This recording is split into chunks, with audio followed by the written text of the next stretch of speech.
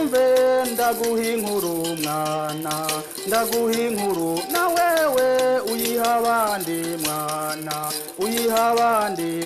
Jewe ntafatiro Patirisi umumana canke umusongore nkaba n'umuhishuzi n'umuronzi mu kirundi c'abarundi, ndagusavye nguze twizerane twizanya ikirundi c'abarundi.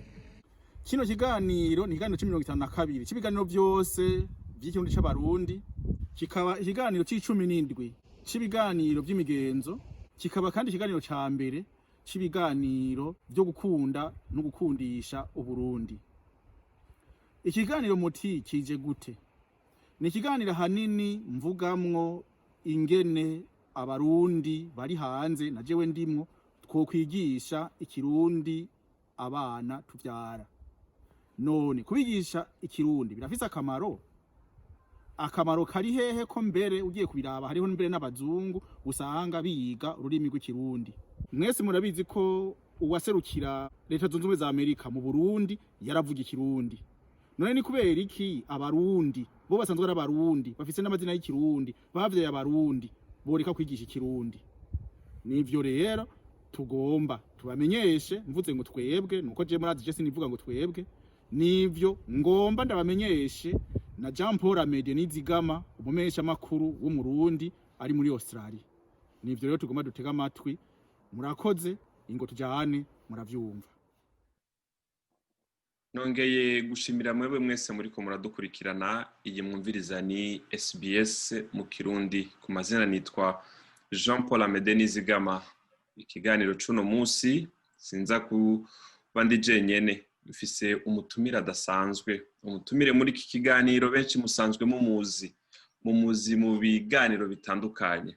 Imbere yuko ndababwira umutumire wacu, reka kumbure mbanze ndababwire uwo mutumire wacu bimwe mu bimugize. N'umuronzi, akaba n'umuhishuzi. Gushika ubundi baza hariho na bamwe batarashobora kumenya ivyo arivyo.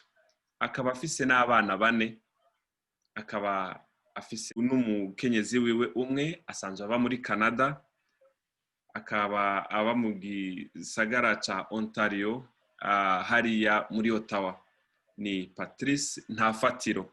Benshi muramuzi mu biganiro bica ku mbuga ngurukana bumenyi canke ku mbuga hwaniro mu kiganiro Kirundi c'abarundi. Turi kumwe muri iki kiganiro kugira ngo atuyagire iki rero.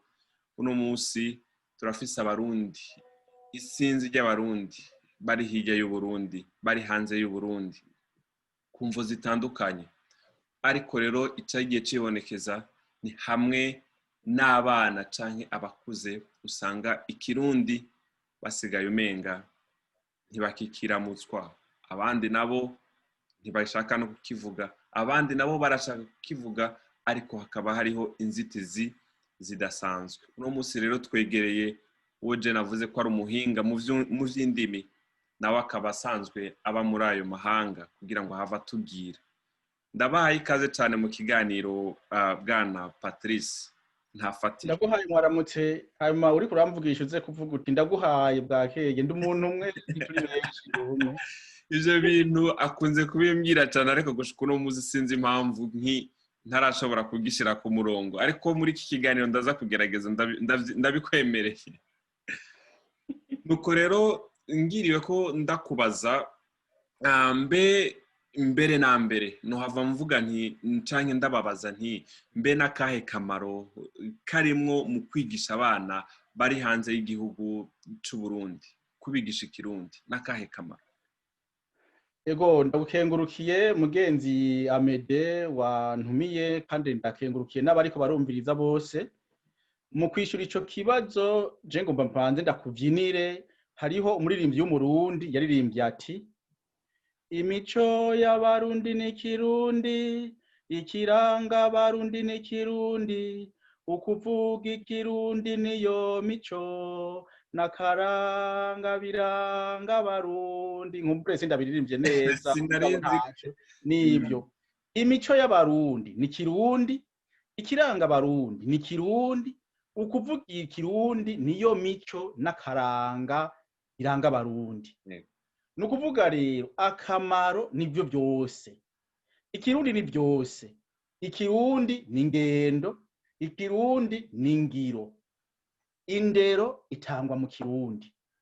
Kandi abarundi iyo bari ku isi yose nzima, ababa mu Burundi, ababa mu mahanga, ikintu duhujwe ubwa mbere na mbere n'ururimi.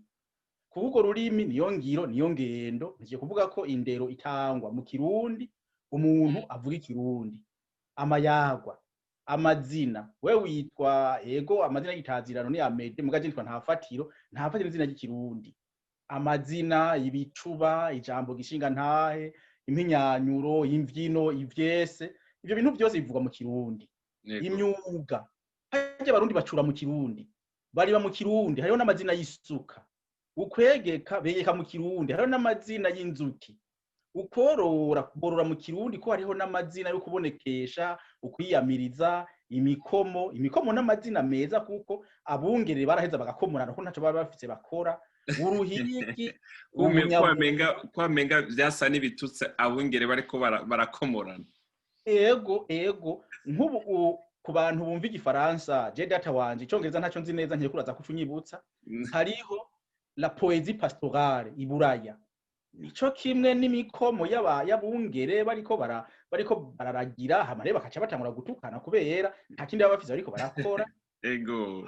Ubunyabobo, ugutera ubutobezo, ivyo byose babitera mu kirundi. Rero akamaro k'ikirundi ingenda guhe nk'akarorero. Abarundi banywa inzoga mu kirundi. Akandi karorero noguha, ndaheruka kuja mu rubanza rw'umurundi yakoye umunyarwandakazi. Abanyarwanda mu kuvuga ijambo baricara, ariko twebwe abarundi mu kuvuga ijambo turahaguruka. Naho dusanga umuntu akubwira ngo ngo mpagaze, ngo mvuye hasi, ngo mvuge. N'umuntu yicaye nkuko nicaye ukazabumva ngo je ngo mvuye hasi, ngo mvuge. Mugabo abanyarwanda bavuga bicaye. Muri urwo rubanza babwize guca bava hasi kugira ngo umurundi ntavuga ahagaze, ngo umunyarwanda avuge yicaye. Nuko rero ntakubwira nti rero akamaro karimo mu kwigisha ikirundi abarundi nuko imico yose iri mu kirundi. Umuntu harima mu kirundi, yigisha umwana mu kirundi, yicara mu kirundi, anywa inzoga mu kirundi, avuga mu kirundi. Urakarambura niko no kwishura. Murakoze cyane Patrice Ntafatiro, tubandanije n'iki kiganiro sinari urumva kumbure nande ngaha ndava ndahigira ibitari bikeya. Mbega muri ano mahanga canke mu bana bacu b'abarundi mu miryango itandukanye iri hanze y'Uburundi, ngerageje kubaza nizihe ntambamyi z'ico gikorwa cyo kwigisha y'ababo bakuze y'ababo bana, nizihe ntambamyi zikunze kwibonekeza mwebwe nk'abantu b'abaronzi, nk'abantu b'abahishuzi mu kirundi, nizihe ntambamyi mukunze kubona? Intambamyi ni zindimi z'ibihugu tuja kubamwo. Wewe muri ico gihugu bamwo bavuga icongereza cyane cyane, aho mba bavuga ifaransa n'icongereza. Ubwa mbere na mbere aba bana bacu bagiye mu ishure bavuga ifaransa, bavuga icongereza. Bya bintu byitwa homework canke devoir mu gifaransa babivuga babikora mu gifaransa, mu congereza. Imbonesha kure, iradiyo, abagenzi bose bavuga icongereza, bavuga igifaransa. Ukaca usanga umwanya wo kuvuga ikirundi ni mutoyi cyane. N'uwo mwana yarafise ishaka ryo kwiga ikirundi, nta mwanya aronka wo kwiga ikirundi, nta mwanya aronka wo kuvuga ikirundi. Ko n'abavyeyi naho botaha baza kumufasha homework, baza kumufasha devoir muri ico congereza, muri ico gifaransa. Hanyuma natwe abavyeyi ntugire ngo turavyorosha, kuko hari igihe usanga natwe twatwawe n'ibindi turiko turakora, ugasanga umwana tumurekuranye iyo telefone, iyo telefone tumurekuranye iyo televiziyo, tumurekuranye ibyo biki bisanzwe bivuga muri izo ndimi nyene. Ikintu gikomeye gusumba ibindi byose, umwana ariko yiga igifaransa n'icongereza n'ikirundi, hanyuma mu ishure akagira ingorane zo kuzara bitandukanya, abigisha baca bagomba kumutoteza, ugasanga bamubwira ngo baca bandikira umuvyeyi ngo uwo mwana ngo ntazindi ndimi ngo avuga. Ukaca usanga rero abo bavyeyi baciye baheba, bacibakuramwo ico kirundi.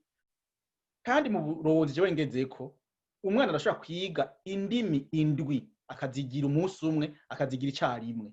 Haragera igihe zitandukanya, mugabo mu minsi ya mbere biragorana. Ko naje umwana wanje barambwiye ku ishuri ngo mugabo ngo umwana wawe ngo hari igihe ngo yumvira cyane ngo mu kuvuga. Yego, kubera bariko araraba grammar y'ikirundi n'icongereza n'igifaransa, akaraba grammar arabi yava akoresha akaraba yaba akoresha, bikaca mutwara umwanya, umwigisha akaca yibaza ngo ni umukehabwenge, nawe ariko araraba ingene amenye ingene atondeka amajambo, kuko uko amajambo atonda mu gifaransa siko atonda mu kirundi, siko atonda mu congereza. Nuko rero nizo ngorane dufise izi mbonesha kure, aba bana birirwana n'abana bacu, abayigisha byose natwe ugasanga n'abavyeyi dufise akanya gakwiye ko kwigisha abana ikirundi. Uravuze ikintu c'abavyeyi Patrice, uravuze ikintu c'abavyeyi ingene abigisha usanga batariko barorohereza kumbure n'abana bashaka kuvuga izindi ndimi zitari icongereza canke igifaransa bariko barigamwo, ariko hariho abavyeyi nabo usanga bahimiriza abana babo kutavuga ikirundi, bakibaza ko ari bwo busirimu, kumbure bakibaza yuko kutavuga ikirundi, ibintu vyo kuvuga ikirundi umenga ni kutagira umuco, ugasanga nk'abavyeyi baratera intege abana kutavuga ikirundi, bakabahimiriza cyane kuvuga indimi z'inyamahanga. Abo bavyeyi bo babwira iki uwo bariko aratumviriza hano kuri radio SBS? Umuvyeyi atigisha umwana wiwe ikirundi aba ariko aratema ishango yicayeko. We wuriye igiti ukaja mu giti hejuru, hanyuma ukicara kw'ishango, hanyuma ukaca uritema. None ko ururimi rw'ikirundi twarurazwe n'abavyeyi, none wewe abana ugomba ubarage ururimi rwo kwa Shakespeare, ugomba ubarage ururimi rwo kwa Molière. Ikintu ca mbere ubwiza kubanza kuraga umwana, ubwiza kubanza kumuraga ingene avuga. Abo bavyeyi rero bavuye mu Burundi bakagenda hanze bakaca bavuga bati turahejeje n'Uburundi, turahejeje n'ikirundi, nukwihenda, nubududu, nukutamenya. Ico nobahanura nuko bokwigora. Ngomba ndaguha akarorero. Bavyita igisirimu ngo nibwo busirimu. Jewe ndakubwira ko naragiye no mu Burundi, nsanga hariho umwana, singomba kumuvuga izina kubera yego, nsanga uwo mwana nta zina na rimwe ry'ikirundi afise. Uwo mwana yavukiye mu Burundi, nta n'indege arahafata, nta n'akajugujugu arurira. Nca nsanga uwundi mwana ahi Bujumbura atavuga ikirundi, avuga icongereza n'igifaransa, nta n'akajugujugu arurira ngo imushikane basi ni Kongo. Tube turareka ababa muri Australia, ababa muri Canada, muri Amerika, ababa Burayi, tube turabareka. No mu Burundi hariho ingorane. Uwo muvyeyi rero atagomba kwigisha abana ikirundi ni ingorane. Hinge ndaguha akarorero. Hariho umwana w'umukobwa ngaha yarize ibintu by'ubushingwamanza, akaba akunda Abarundi, akaba akunda ikirundi, muga nta kirundi yavuga. Ashagenda mu Burundi ngo agiye gukorera ikirundi. None ninde muntu azogushinga urubanza utavuga ururimi avuga? None ninde muntu azoguha akazi mu Burundi utavuga ikirundi? None uzogikora gute? Wokora gute? Ntibikunda. Ahubwo ndazi no muntu wo muri Madagascar yavuye ngaha muri Canada agenda mu Burundi, ikintu ca mbere yashitse akora kwabaye kwiga ikirundi kugira ngo amenye ingene akora mu Burundi. Je n'abavyeyi no kwibaza ko ari ukwiyanka, kuko jewe ndi umutimbo kama. Abana banje ico nihatiye kubigisha ikirundi no kubigisha ingoma, kubera ni wo muco kama wanje. None udashoboye kwigisha umwana wawe umuco wawe, uzomwigisha iki? Ukore no kuranduka, umuntu abarandutse. Nereje no hanura abavyeyi ko boreka kuranduka, ko bogerageza bakigisha abana ikirundi ivyo bashoboye bakabigisha. Uwo mwana agafuma avuga ikirundi, akivuga mu gifaransa, akivuga mu congereza, ahangomba kuvuga umwana yovuga ikirundi nkuko tari kugenda kivuga, muga akakivuga wumva ngo ndaje, akuvuga ngo ndaje, akavuga ngo ndaje. Ntaco mugabo bavuze ngo ndaje aracumva. Ndaje gusa byamunaniye. No kwishura. Nuko cane ndabashimiye abadufatiye hagati muri iki kiganiro. Ndi kumwe n'umurunzi canke n'umuhishuzi Patrice Ntafatiro, asanzwe aba mu gihugu ca Canada, aho twavugana rero ku bibazo bitandukanye abantu baba hanze y'igihugu c'u Burundi bagenda baragira, abavyeyi kutigisha abana kutiga ikirundi canke intambamyi zitandukanye. Ivyo bigaca bintwara ku kibazo canje gikurikira, aho nosaba umurunzi Patrice Ntafatiro kumbure ashobore kugira inama abavyeyi bafatirwa n'ivy'ubu buzima ivy'aya mahanga mwe murabizi musanzwe muyabamwo aho usanga ubuzi bufatira abavyeyi aho usanga ibikorwa gutwara abana ku ishure imyitwarariko y'ubuzima ifatira abavyeyi ivyo bigaca biba impamvu ishitse yo kutigisha abana nyakirundi turiko turavuga akanama mwobagira turiko turarangiza kino kiganiro cacu nakahe ariko nawe uzosanga uri umwigisha none ko bazi ivyuzi jewe nakubwiye ko ndi umuronzi no kuvuga umuntu agerageza kuraba ingene arondera utuntu hanyuma akabirongorora akabiha abantu bironze bisa neza yego none jewe ico no saba abarundi baba mu mahanga ko twese tumeze kumwe nta bakozi dufise nta kintu byose ntituvyikorera nuko twokwigora tugafata n'imiburiburi n'iminota 30 ku munsi yo kuvugana n'umwana mu Kirundi n'imiburiburi n'abavyeyi hagati yacu nyene twebwe nyene tukavugana Ikirundi umwana ntiyabura utuntu yumva aho uri kuravuga turi kumwe akanya kabonetse kose ukamubwira ikintu ukamubwira nk'uno munsi hari umwana bavuze ngo aubergine ugenda uzane ngo aubergine acarambaza ngo aubergine mu Kirundi ni iki we aubergine camunaniye kumva ko mu Burundi yavukiye no muri Canada ntavyazi neza camunaniye kumva mugabo ndamubwiye ngo intore yaciye ategera aciragenda azizana rero nuko tuza turagerageza n'imiburi naho yoba n'iminota 10 naho yoba na 20 mugabo ukabwira abana ico Kirundi bakacumva nazo tukakivugana kandi abantu bakuze hagati yacu icya kabiri hariho YouTube bugiriko ibintu byinshi iriko amaninde iriko ibintu ubu utuntu dukino tumwe tw'abarundi batangiye kuvyidukira nabibonye baze kumviriza naho vyo bari ibintu byo gusenga naho vyo bari ibintu by'iki naho yo bari umukuru w'igihugu ari karavuga naho yo barundi ari karavuga bakumviriza ntihabura ikintu umuntu akurayo hanyuma ku rubuga naho ku bantu bashaka kwiga Kirundi narashizeho novuga ku ikoma rya YouTube naratanguye ro Kirundi langue seconde no kuvuga nigisha mu gifaransa mugabo nkigisha Kirundi mu kwezi kuza mu kwa kabiri nzotangura Ikirundi as a second language nzokwigisha mu Congereza mugabo nkigisha Kirundi gutyo bizofasha abantu benshi cyane kandi rero jewe nkengamira naciye mfata kwigisha gukunda uburundi mu ndondabihugu no kwiga Kirundi abo rero bagiye ku rubuga rw'iwanje kwikoma rya YouTube bazohasanga ibintu byiza cyane maze gushaka ko ibiganiro bitatu bikwiza isaha n'igice ndazi ko ibyo bintu byoshobora gufasha umwana n'imiburiburi indwi zibi canke zitatu niko je ndumva novuga hariho n'ikindi hariho ibitabo mu Burundi umuntu agiye mu Burundi akagura igitabo c'Ikirundi akakizana rero hari ibitabo mvise ngaha nk'ubu noce ndabikwereka biri hirya gatoya noce ndabikwereka hari ibyo mvise ngaha ibitabo by'Ikirundi nabyo nyene ndereka abana bashaka bagasoma mugabo ukaba ufise akantu kamwe wozazanirwa ucuza kuraba nuko ariko ndabwira uvuze ko ufise ibiganiro bitatu kuri YouTube yawe ukoresha ariko hariho ibiganiro vyinshi cyane kumbure wavuze gusa ibi bijanye no kwiga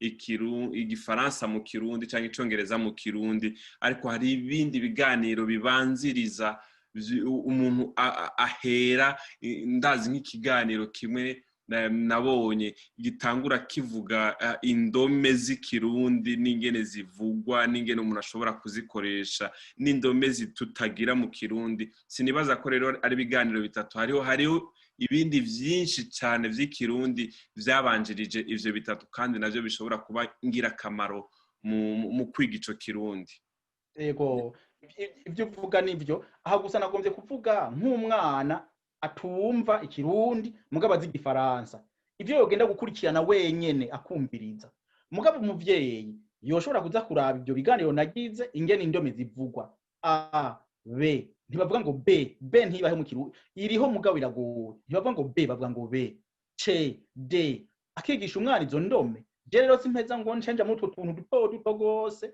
ndanavuga ko isaha imwe yo kwigisha Ikirundi mu Gifaransa kundwi intoyi cyane umuntu atakoze za devoir navuga adakoze za homework navuga ntashobora gutera imbere n'ukuri yego abashaka rero ngo kwiga ico Kirundi abashaka kurondera ivyo vyigwa bitandukanye vyatanzwe n'uno muronzi canke n'uno muhishuzi bo murondera kuri YouTube abakarondera ikirundi c'abarundi. Nimwarondera rero iryo zina murashobora kuzoribona kugira ngo mushobore kwiga ibitari bike. Akajambo kanyuma turiko turarangiza hari ico Amede yoba yibagiye kukubaza, coba ari igiki? Naringiye kuhava mvuga nti inama muhava mugira abantu, ariko muri buri kibazo hariho inama mwagiye mutanga. Rero simpava ngira ngo duhave twisubiramo mu byo twagiye tuvuga, ariko akajambo kamwe tubiri muhava mushikiriza noba nibagiye kubaza ko barakahe bwana Patrice Ntafatiro. Ico muba mwibagiye kubaza niyo mvuka, jewe ndi umumana, namuka mu muryango w'abamana, mvuka mu gihe umwami n'abagabo mu ntara ntwaro y'Igitega. Hanyuma je ndi mutimba akomeye, jewe nashikanywe muri Canada n'ingoma. Niwumva ntanguye kukubwira ngo nashikanyweyo ngo n'udufaranga mfise, uwo muntu azoba ari umubeshi. Jewe nashikanywe muri Canada n'ingoma, nico gituma ari uwo mwuga nkurikiza. Nuko niko novuga. Ndabakengurukiye cyane bwana Patrice Ntafatiro. Nabiyo muri Canada nabonyene bati ikirundi bacume ko yari SBS mu Kirundi. Nitwa Jean Paul Amede Nizigama, ndabakengurukiye cyane, ndabashimiye cyane bwana Patrice Ntafatiro ku kanya mwaduhaye. Urakarambura akagwira agahora ku ngoma. Murakoze naho butaha. Ikiganiro rero cyo kwigisha abana bacu bavukiye mu mahanga ikirundi cari ico, murakoze muravyumvise. None rero ko mpeje kugwigisha, nawe gerageza bico wokora, nuvyo ndaho handitse s'abone kugira ngo nanje uje mu bantu bakurikirana ivyo nkora. Nufyonde ku gakengeri kugira ngo igihe cyose ngize ikiganiro uzoca ubimenya. Numusangiza abandi kubera akamenya umwe kabimpa gusa. Nushime kuko sinabwiriza kubikora mbwa nabikoze. Nunyandikire kwikete muravyo icabarundi akabehegema irakaburungu.com ngo unterere canke uhera amazinda. Yari umumana canke umusongori Ntafatiro Patrice, umuronzi canke muhishuzi mu kirundi c'abarundi.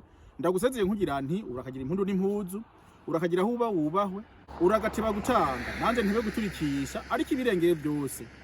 Uragakunda Burundi, uragakunda abarundi, uragakunda ikirundi. Ico kirundi nyene ubwiza kwigisha abana bacu kugira ngo ico kirundi, ugo rurimi rwiza rw'ikirundi ruve mu zindi ndimi zose, ruve mu gihongo c'indimi zose, ruje hejuru ahubwo rube ururimi rwa mbere kuko ururimi rw'akaruruhore, ururimi rwiza cane. Murakoze.